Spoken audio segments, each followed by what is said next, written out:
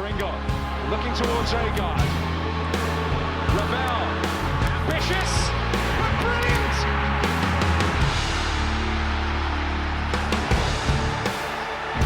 I don't believe it! I swear I do not believe it!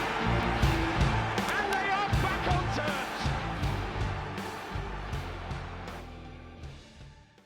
terms! Hello and welcome again to New York Talk. We've got a game to talk about. So we're going to talk about that, and we've got another game to look ahead to as well. Tuesday night, Accrington Stanley in the Carabao Cup. We'll talk about both of those games in the next 3/4 hour or so. We have the three of us tonight. I'll introduce Ben first, since he's rudely coughed all over me. I breathed in a little bit of water. I'm sorry. Okay. And Mick is back in a car park in Wales.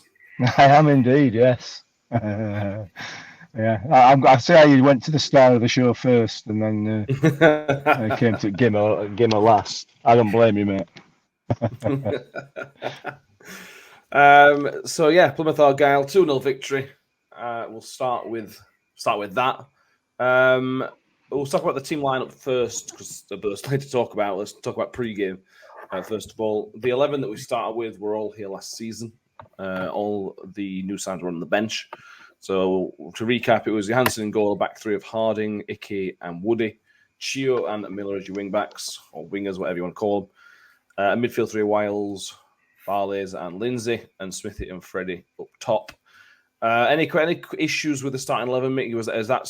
Bear in mind the new sides had just come in. It was almost expected that kind of lineup. Yeah, I think it probably was, and I think we all pretty much tipped something along those lines, didn't we? After the pre-season friendlies, it was clear that's how Warney was looking to line up. I'm not convinced that it's going to be a formation that we can play with throughout the season, but we'll come on to that, I'm sure, when we look at the game. But yeah, I mean, I think I got 10 out of 11 on the fan hub. I didn't have Mikael Miller in there. I'd put Ferguson instead. But other than that, yeah. I think it was probably pretty much the same team that everybody expected. Yeah, Ben, I think you did get full 11 out of 11 on fan hub, so you did see this coming. Yes. Well, if I'm being completely honest, I just put the players in I knew because I had no idea where Noon Lab played. So, kind of got lucky. Oh God!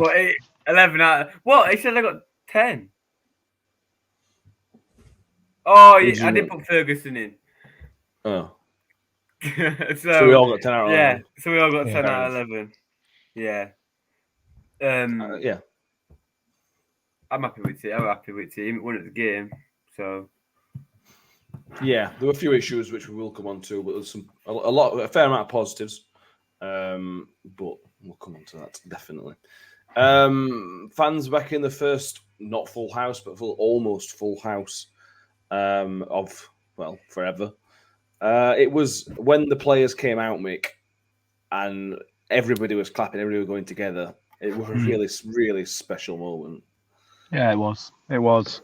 It just, we've waited so long, haven't we? And it just feels. I don't know. I can't add anything to what you've just said there. It was special, and it's something that live a long time in memory, really. You're right there, Ben. You're falling off your chair. Yes. Sorry. No. But yeah, it's fantastic, quite emotional, really. Just to see everybody back in there.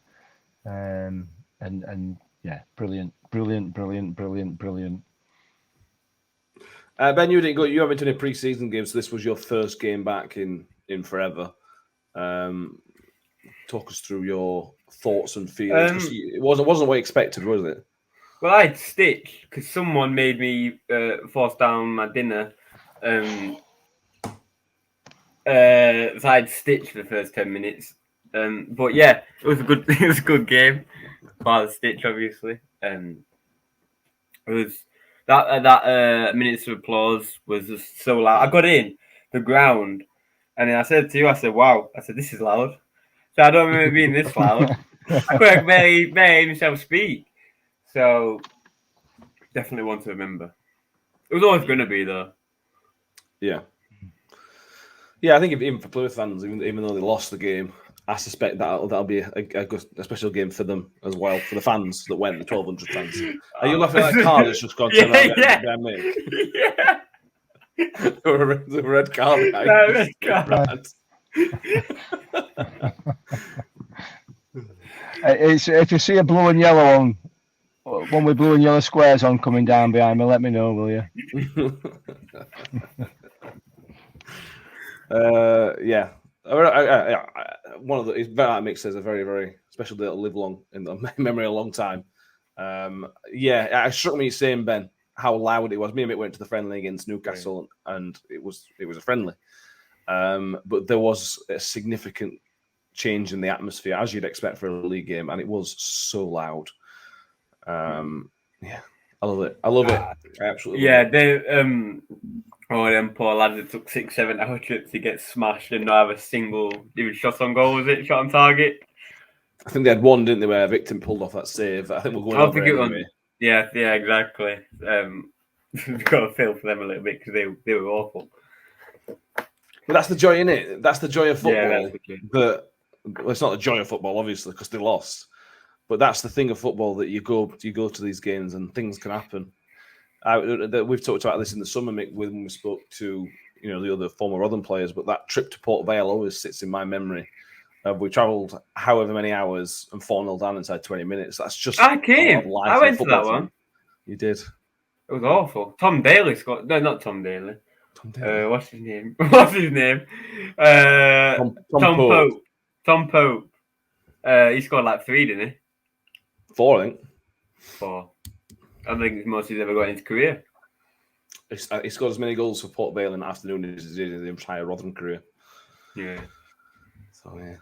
But yeah, that's the when you start to be a football fan, you're going to get some bad results, bad afternoons. So anyway, I want to talk about the game itself because there is quite a lot to unpack. We'll start with the first goal. Freddie scored against his old club, and just as the fans started singing against him, Mick, the Plymouth fans, he scored within a minute of the Plymouth fans giving him abuse. It was just beautiful, just poetry in motion. Yeah, absolutely. I mean, it's an assist. It goes down as an assist for Plymouth fans, doesn't it? That. It was just absolute a thing of beauty. These things happen occasionally in football, don't they? Every now and again you see. But for some reason, it always seems to be Wednesday fans as well. Obviously, it weren't on this occasion. But usually, it's Wednesday fans bouncing up and down and cheering that they've taken the lead, and then they go and concede. But yeah, I mean, it's always sweet when that happens. And it must have been sweet for Freddie as well. To score against his own club and be getting some abuse, which I think is probably unjustified. To be fair, I think it was only justified on the basis. It was probably only there because he'd left him. So a bit of jealousy more than anything else. But yeah, I mean, that's it's brilliant. Great thing to see. And like I say, an assist for fans on first day of the season. What more can you want? Yeah, I love it. As a striker, Ben, me and you have played very low levels of football. I play for Sheffield. You were real loud then, mate. Sorry, I play for Sheffield. Let's just put that in there. When I was about 8, I played for Sheffield. That'll do me, mate. 8 years don't count. The point is, as a striker, and this was proven by Harry Kane in the Euros, getting your first goal is vital. And for Freddie to get his first goal on the first day of the season, not long in, it's not a weight off his shoulders because he hadn't had time to build up that weight. But it is massive for a striker to get a goal early in the season. Yeah, because it what's the word? Gets rid of that. We haven't scored yet. Because that can build up. Mainly through the media and fans. Oh, he hasn't scored yet. And sometimes it gets to players. But I mean, it was a low. It was not a beautiful goal, but a goal nonetheless. So they all count. They all count the same. They all count. So it was a good goal for Freddie. It was a Freddie goal. That's what I would say. Just right place, right time. I think he's going to do a lot of that this season. because not a lot of people are going to pick him up defenders wise. And His playing movements in that, very good. oh, it was so good yesterday. It was so good yesterday. Maybe it's because it was the old team, but who were winning for challenges and stuff like that. And one Lindsay made a challenge, and like really tough challenge. Got up and was like got up and was that's you don't see a lot of that anymore, which was amazing.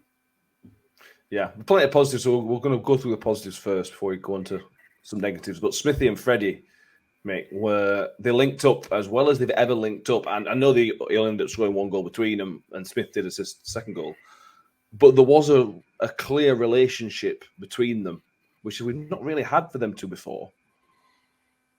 No, I think you're right, and I don't know whether one of the things about that is it's a different level of football, so they're not going to get they're not playing against the same quality. I say that, and that probably belittles a little bit the amount of work that they've obviously done to foster that sort of relationship between on pitch relationship. So I mean, it worked well. It worked really, really well yesterday, and for me, I don't think Smithy did anything different to what he usually does. I think Freddie just played more intelligently, and hopefully that's something that he's been working on throughout the close season. He was more intelligent in his play. He was more aggressive in his play. He was more.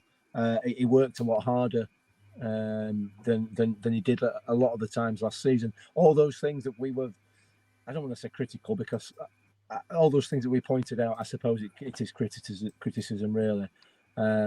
All the things we talked about last season, he didn't do yesterday on Saturday. He did just the opposite, and that's obviously going to help building that relationship with Smithy.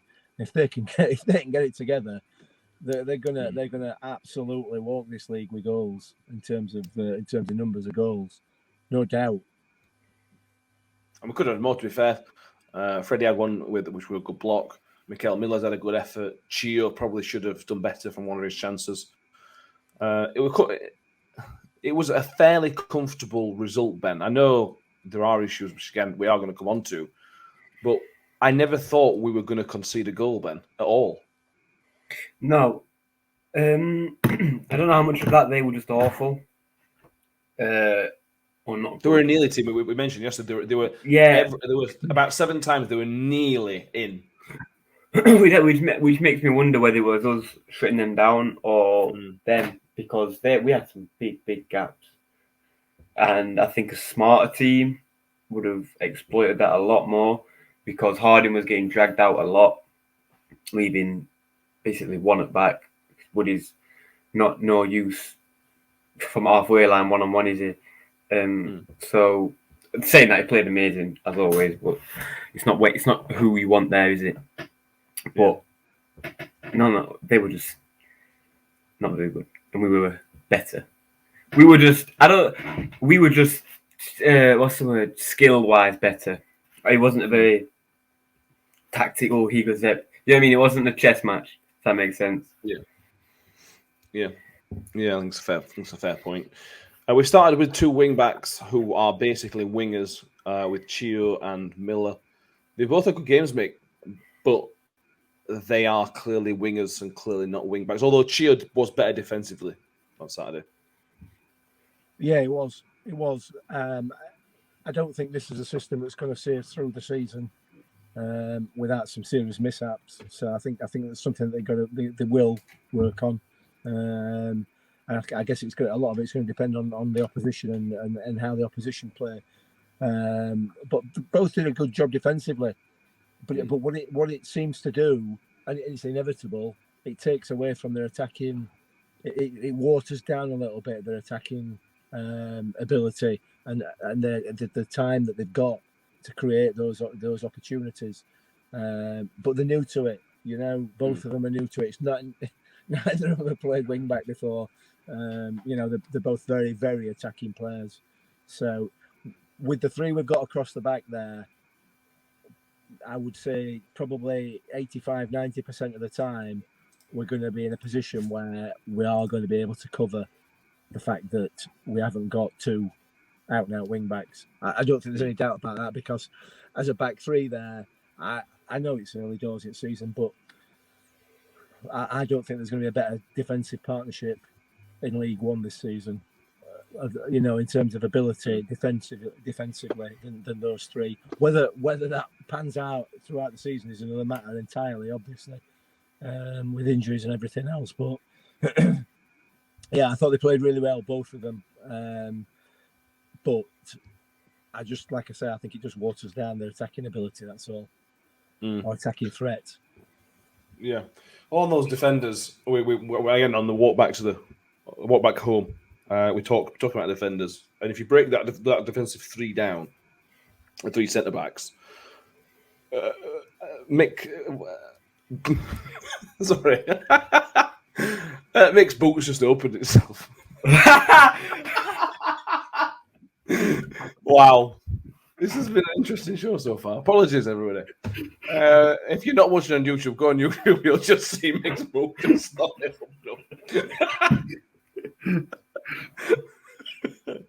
Anyway, where were we? Defenders.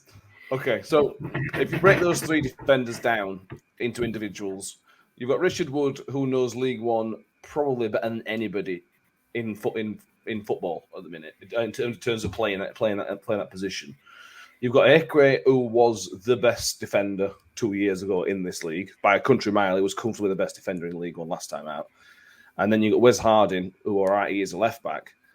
But he may well be the best defensively of those three. He's so good defensively. He can cover his mistakes when he makes them, but he sees danger an absolute mile off. And there was a moment in the second half where their attacker gave him half a sniff of getting the ball, and he just took the ball away, and we're off again. It's a fantastic base, that, Ben. Those three is such a good base to build off. Yeah, it is. Like you said, they're the best defenders in the league. So that's maybe why he wants to play more in the middle or at the back, because saying that he could play them three and Ferguson going up and down feel like he could play. But yeah, I don't think we're going to concede many goals this season at all. Especially with Hansen in there. He had one save to make yesterday. One save. And it was a good save, which he didn't need to make. Probably just did it for fun in it, but we're not going to concede it. You know what? If we can keep that defence, defence, then if we can keep that defence down, we might win league. We could genuinely win the league. That's how, the defence with championships. That's what the saying is in America, and it's fact. Defence wins games. You know what I mean? You can score 3, but you concede 4, it doesn't matter.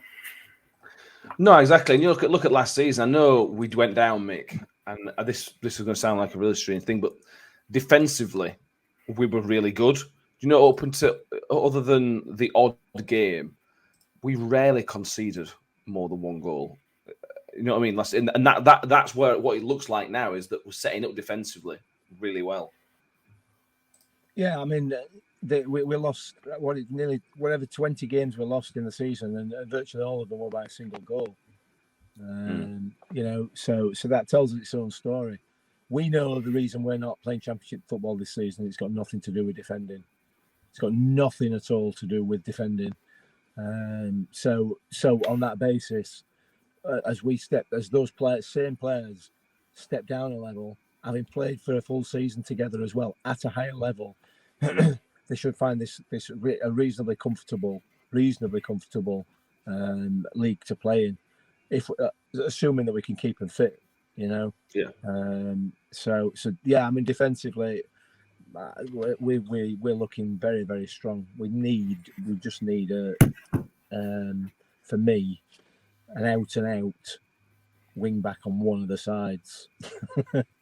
Yeah, well, Hardy can do that, can't he? If you can bring in somebody to replace Harden as a centre back, you can then stick Harden as a wing back, because he made a run in the second half yesterday, which was just superb going forward. So if you can, that shows not only his defensive ability, but his attacking capabilities are superb as well. Yeah. But having said that, what we don't want to do is lose the attacking threat of Miller and Ogbenny as well. So true. It's going to be a quandary for him. It's going to be difficult, but even if you just play those three as a back three instead of a back four, we're going to win a lot more than we lose. Yeah, I think so.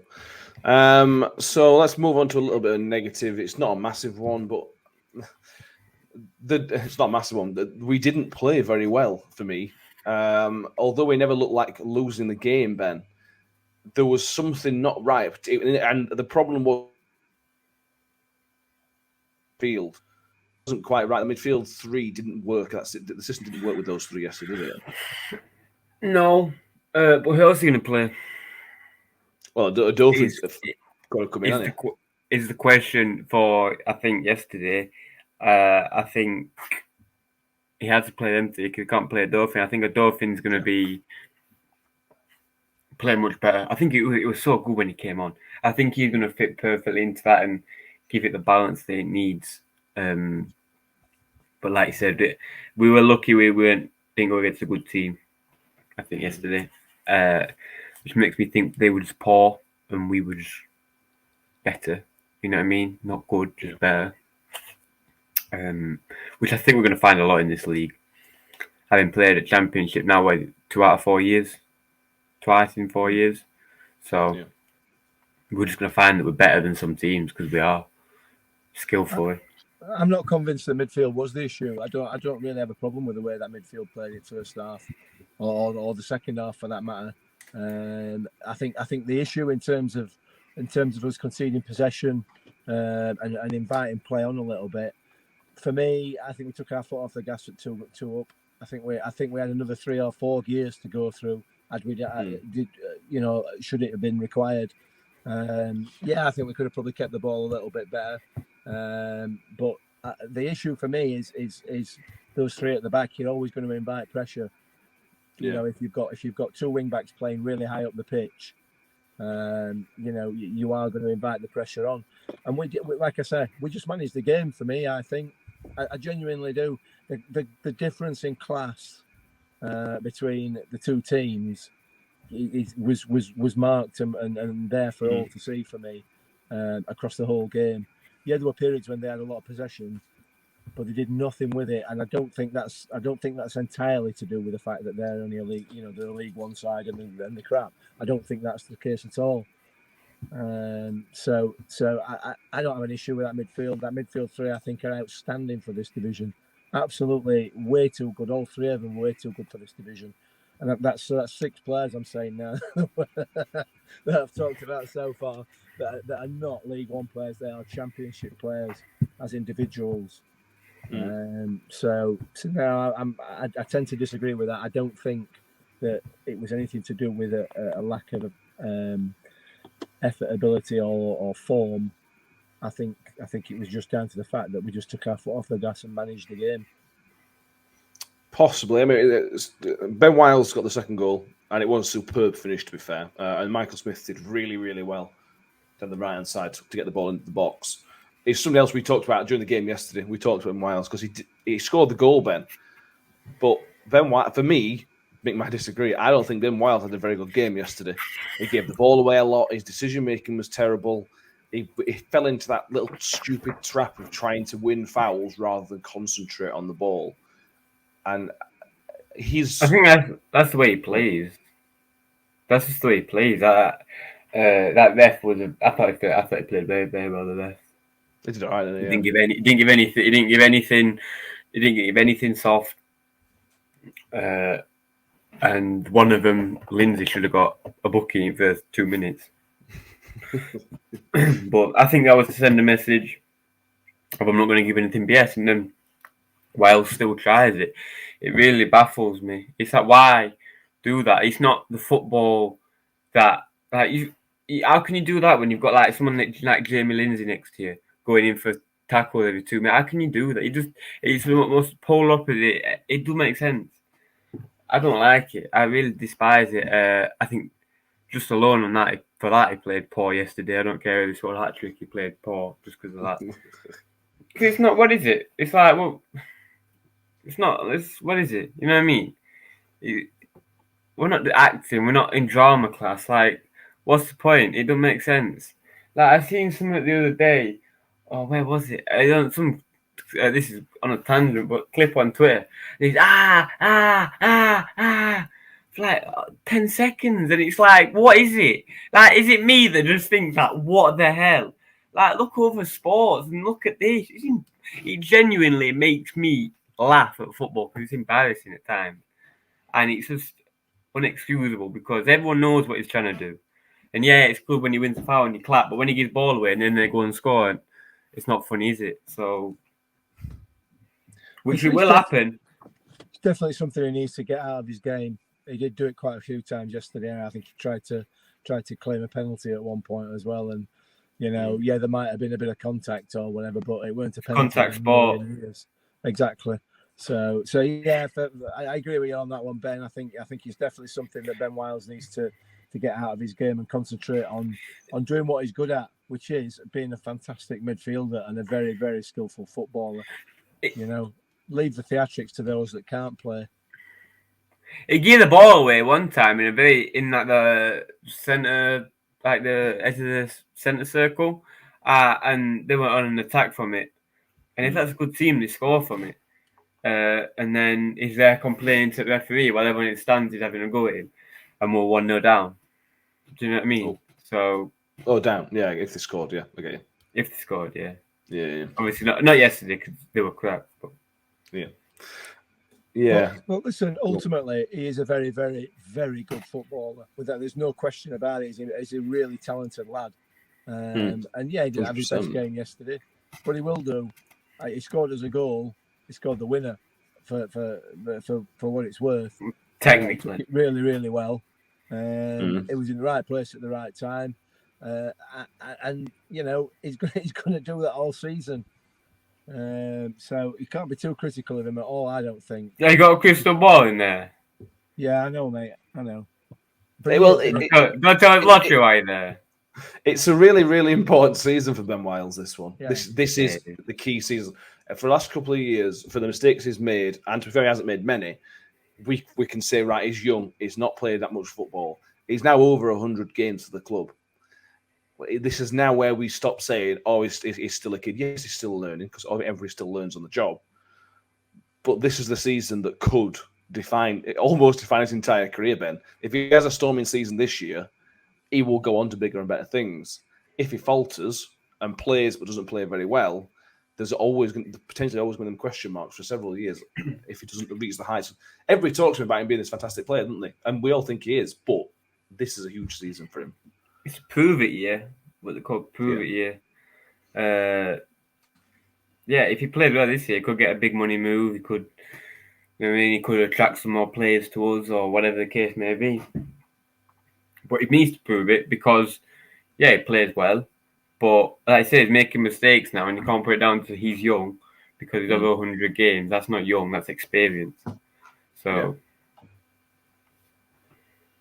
I agree. Good, Mick. Yeah, I can't argue with that. I mean, he is an experienced footballer now. He's got a full season championship under his belt. He's a really good footballer and a really experienced one. So he's got to prove it. And he will do. I'm sure he will. Full confidence in him. I don't see there's any need to be put for fans to be putting any pressure on him or out like that. Just let him play. Let him get on with it, and he'll do it. Just if I've got any advice for him, it's only one thing: it's get that stupid foul diving for fouls out of your game because it's pointless, and it makes you look stupid. So. And like Ben says, it can put us in danger. It did put us in danger yesterday at times. Yeah. You've got to rely to be able to play that game. You've got to rely on referees being consistent. The whole basis of throwing yourself about on floor is all about consistent refereeing. And if there's one thing that this country ain't got, it were yesterday. Nah, well, he had his moments. He had his moments. I thought it was very good yesterday. I thought it was very good. But like I said, next week he could have an howler. And that's exactly what I'm talking about. You will not get consistent refereeing in this division, in this country. Well, they've made it so the rules. There's so many variables, and I seen that yesterday. They changed the handball rule again. Like, what the hell? If it hits your hand, right, it's either handball or ball to hand. It's not hard. That's what it used to be. Complicated enough, Ben. That Yeah, it was weren't the issue, I think, complicated enough. This is why it's inconsistent, because there's so many variables that, especially in a sport like football, where there is so many variables, without even getting into the rules of what could happen. It's so hard for the referees to make a judgment on what is the rules change. Because this guy had a bad day, it's changed the rule. Like, you know what I mean? It's so stupid. But last It I genuinely is. heard, giving somebody a fractured eye socket was still against rules. There Listen, we go. Gavin Ward, you are getting in every podcast this season.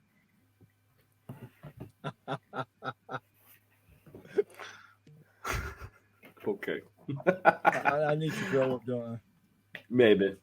Yeah, I might be a bit late for that though. I think I probably do. Or we back to 3 subs. Anyway, doesn't know, back to 3 subs from 5 last season. And all 3 subs came on, made their debuts. Adolfin came on, I think, for Barley's. Rathbone came on for Wales. Can't remember. Anyway, and Shane Ferguson came on later on as well. Which one of those stood out? Did any of them stand out for you, Ben? Ferguson, Adolfin. Didn't really see too much of Rathbone. He tried to get him centre back, but didn't really do out. For me, anyway. Ferguson looked good. Like, he just looks like a quick left back. Adolfin looks good. We only had 20 minutes, 15 minutes, so we're going to find out. I think Ferguson, what is it, played for his country 49 times? Is that what one said? Something like that. Yeah. So, even if he's from, Albania or something. Yeah, Northern Ireland is still a good accomplishment. So, yeah. Looks good. Looks promising. I think one of them will start next game. At least one.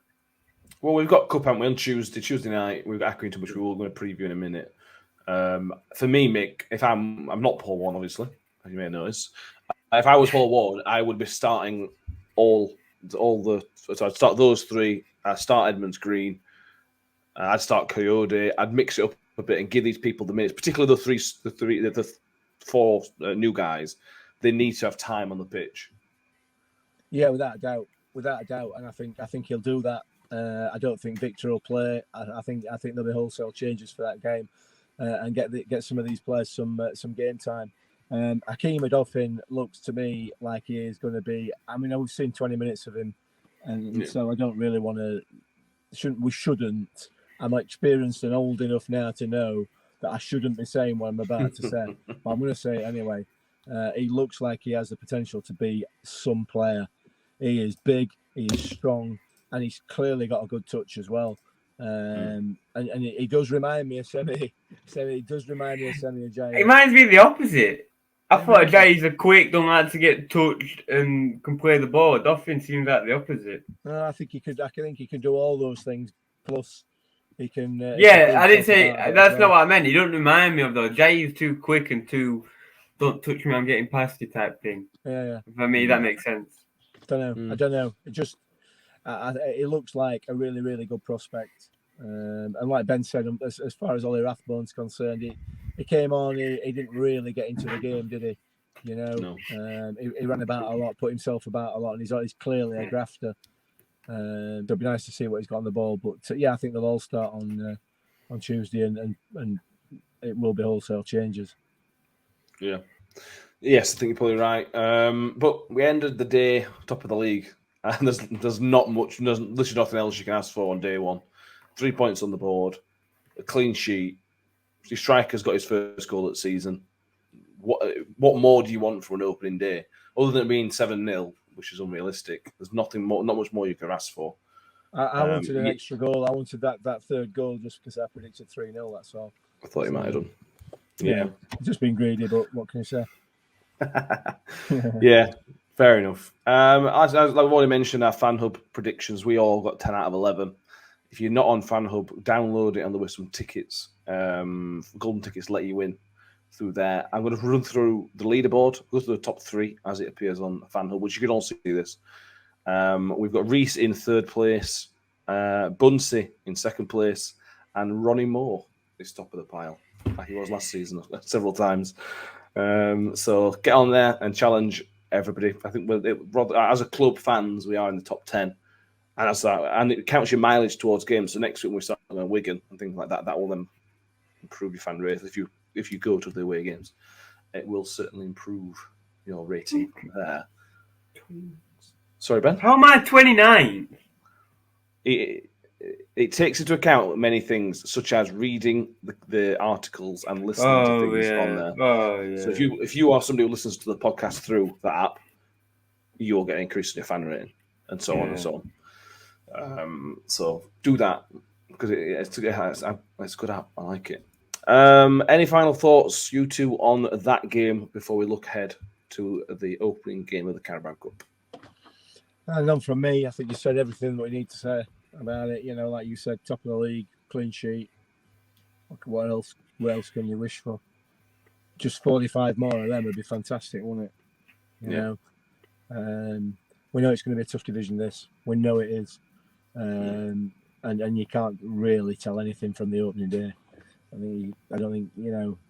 I don't think any opening day of any season's really been reflective of what's happened, you know, for the next 45 games, has it? So we'll see.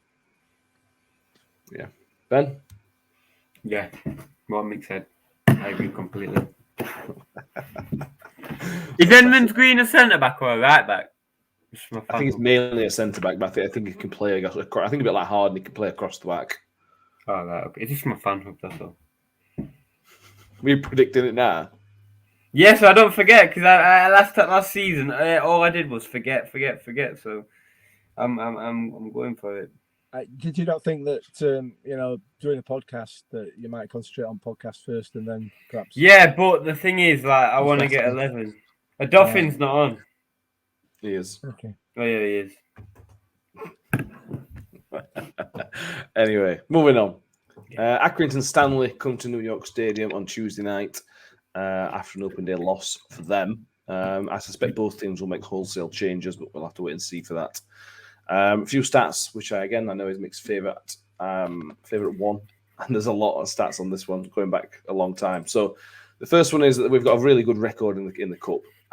This is a game we a lot of people don't go to cup games. I really enjoy this competition, and we've got a decent record. 6 out of the last 8 seasons we have made the second round. Second round we tend to get some bigger teams and struggle, but I think that's a really good record. 6 out of 8 seasons winning in the first round. So that's a really good record. The last time we were in the third tier and didn't make the second round was in 2000. The 2000-2001, when back then, Ben, it was 2 legs, and we lost to Barnsley with 2 legs in the first round. These stats are all cool and that, but like the whole club has changed. All right. So it's irrelevant. I know you're a stat man and all this, and it's I don't like you stat, you get your joy from it, but like in that case, you'll like me next one.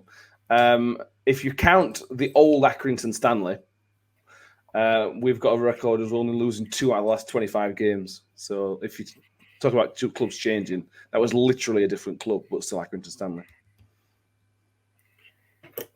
listen, these stats don't do it for me. I'm sorry. Stats don't do it for me. It's fine. Against the current Accrington, we have only lost twice ever against against the new team, which is over 10, 15 years. It's quite a short period. We played them 15 or so times. So it's a good record. It's the first ever League Cup meeting between the 2 teams, including the old Accrington Stanley. So this is a bit of a landmark game. And we've won 5 games in a row against Accrington, which goes back to 2012.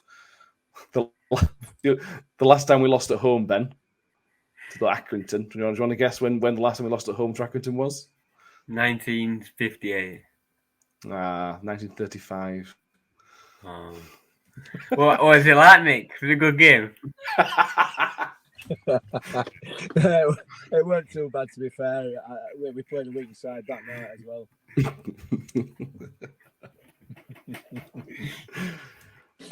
But the Carabao Cup, mate, it's a decent competition for clubs like us at this stage. It's almost a pre-season friendly. It's getting more minutes under the belt, building on the performance we've already had. It's a good game to have. I always like this game at this stage of the season. Yeah, I suppose it's pre-season friendly, as you say. I think that's the way we should be treating it. Giving some run outs to some of the other players. You know, anybody that needs a bit of fitness and everything else. I couldn't care less what the result is, quite frankly. I genuinely couldn't care less. This and the whatever it's called this season trophy. Papa John. I'm not interested. I genuinely don't care. So long we should, for me, we play what we've got to play, and then let's get out of it as quickly as we can. But so long as we can get some game time in for some players who are not necessarily going to be starters, but at least it's going to get them some sharpness. That's the only thing. That's the only positive from my personal point of view. And we should use it as such. Fair enough. Ben, you said you've already done your fan hub prediction. We're talking about changes. What are your thoughts on how many changes? What have you predicted as the starting lineup? So I put Johansson in net because that Chapman's not on fan hub. Ogbene right wing back. Edmonds Green centre back. Woodenicki as well at centre back. Ferguson over on the left wing back. Rathbone, Adoffin and Wiles in middle, and Smith and Coyote.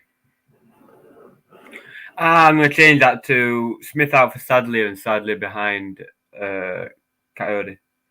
Interesting one. That'd be. I thought I completely forgot about Sadlier. Yeah, I'd like to see Sadlier get a game. Obviously, he didn't play on Saturday either. He was on the bench, but didn't come on. I wonder about Sadlier. Would you give him a game in a game like this? Yeah, I would. I want to keep him happy because he's a good player, and he's going to play a part for us this season. I would hope. Having said that, we thought he was going to play a part for us last season, didn't we? But I accept injury kept him out for a long period of time. But he's another one of those players that is better than League One. He's certainly got the ability to be a Championship footballer. This squad is littered with Championship footballers or Championship quality footballers. People like Sadler, for me, he should be starting on Tuesday, no question. And anybody really who is on the fringes of that first team, I'd play as few first team regulars as necessary, quite honestly. But sadly, definitely get him on. Yeah, I'd like to see Coyote play. I understand why we didn't bring Coyote on Saturday. It made perfect sense, to be fair. We didn't bring him on. But I'd like to see him play. Me and you, Mick, have only seen him in the Newcastle game very briefly, and he looks like he's got something. I'd like to see him against Accrington Stanley. We're a solid enough team. They're not, we're not playing Barrow or something like that. This is a solid. Even if they don't play their first 11, they're still going to be a solid enough team to give us a test. So yeah, I'd certainly like to see him come in and hopefully get a goal. Yeah, without a doubt, they are. Without a doubt, that the active manager, it's John Coleman, isn't it? He's nobody's mug, that lad. He's been around a long time and he knows what he's doing. So he will be building a really decent squad there, and they are always going to be tough to break down, his team. So yeah, it's going to be some good experience for some of the younger players and like I said, fringe players. Get them in there, but it ain't going to be a walkover, no matter what happens. Yeah. I've gone similar to you, Ben, in my lineup. I've got Victor. I can't see Victor not playing. If Vickers would fit, I think Vickers would play, but he's still out. I can't see him playing Chapman, even if it's only a cup game. Maybe in JPT or whatever it's called now. Well, it's not on final, so you can't predict him anyway. All right. Well, I'll get the report. I think we'll see Harding. Harding seems to play every minute of every game anyway, so I can't see him not playing Harding. I think Ben's right. Edmonds Green will come in, or he should come in, because if he's not had no minutes in pre-season, he does need minutes under his belt, and this is better than a reserve game. Probably Icky. I'd rest Woody. If you're going to rest somebody, you rest Woody, don't you? To be fair. Well, Icky had that injury, hasn't he? True. Yeah. So Icky might need resting. That's a fair point. Yeah. I'll just change him out for Harding. So nice said that. I think midfield three I've gone for is Adolfin, Rathbone, and Barlaser. Although Barlaser came off injured, he came off and went straight on tunnel, so we sort of thought he might be injured, but who knows? Yeah. That is just us speculating. I'd like to see Sadler and Ferguson as on the wings. Certainly Ferguson can play there. We know Ferguson can play wing back. Interesting to see if he trusts Sadler at wing back. I don't know. And I've got Smith and Coyote. Smith's another one of them which I feel like you could get him to play every minute of every game. and he'd be fine. So why not keep him in and rest Freddie? Although Freddie might be pushing for a start. If Freddie's got his first goal of the season, Freddie might be pushing, wanting to play every single minute of every single game to get goals. Don't know. No ref corner on this one because the EFL haven't released the information. Ref corner? Yeah. Got a new name? It can be. I like it. Good. I'm pleased. Well, it's only the League Cup, but we will still do predictions, Mick. What are your predictions? If you've done lineups, what do you think score will be? But no extra time, apparently. It's straight penalties, is it? Yeah. I think it'll be one apiece. And I think we'll let them win on penalties. Yeah, I'm going one apiece, and I want to call penalties. You can't call them, can you? No. I spoke to a Wednesday fan about they lost to Huddersfield in the Cup last weekend, and it was almost a perfect game for them because they played really well, but didn't win. Went out on penalties. So you hadn't lost the game, so you don't get the negative impact of losing the game, but you haven't got that extra game to contend with in 3 weeks' time. What are you thinking, Ben? Do you think something similar to that? Do you think, Mick, are we going to win 6-0? What do you think? I don't want to. I want to lose. I want to get out of it, but I want him to give a lot of the young players the rest. But if I'd put a number on it, I think we're going to win 2-1. I can't believe Ben has said he wants us to lose. That's not the mentality of a sportsman that I thought you were. No, it's not. But if I was playing, I'd want to win, obviously. But as a fan, no. Why would you play not to win? That just doesn't make sense. What's point in playing? Yes, he may make perfect sense. And participation medal. What are we doing? I don't think you get a participation medal. Yeah, yeah. It also, if we did go through, it would take away the one free midweek we have this month, which would be between the Sheffield Wednesday and Doncaster game. Are we playing Saturday, Tuesday every week again? Well, in the minute, yeah. So we played Saturday. We're playing Tuesday. We're playing Saturday. We've got Morecambe in the league next Tuesday. We've then got Sheffield Wednesday. I'm pretty sure that the League Cup second round is after the Wednesday game. Wait, so we've got 2 away games on trot then? Yes, but then 2 home games on trot.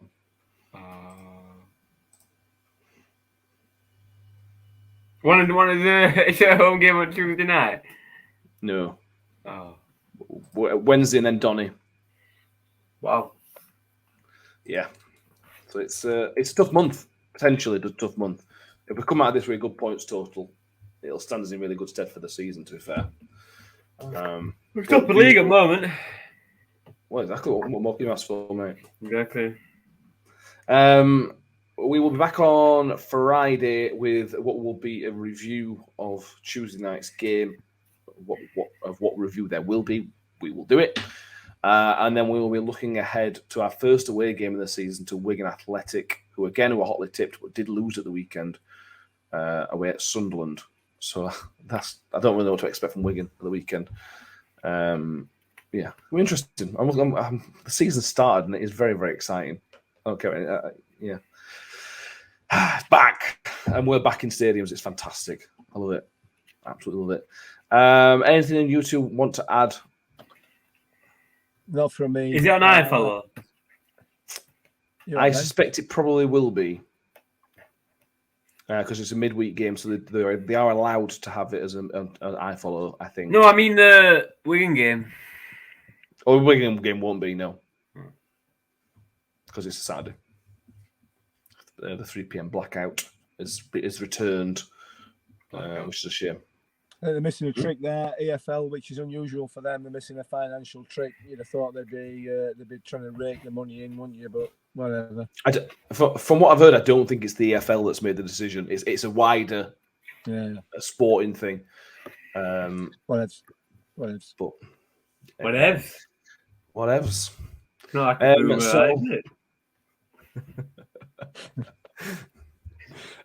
So thank you all for watching on YouTube, and if you listen on iTunes or Spotify, we appreciate that as well. If you give us a follow and subscribe wherever you're watching or listening, on YouTube or iTunes, give us a subscribe, give us a 5-star rating if you can as well. We would very much appreciate that. Don't forget to check out our website, newyorktotal.co.uk. You can see the match review from Danny Glaves on there as he goes through, as he went through the game. And there's all sorts of stuff on there. Like I said, we're back on Friday for a look ahead to a huge game on Saturday.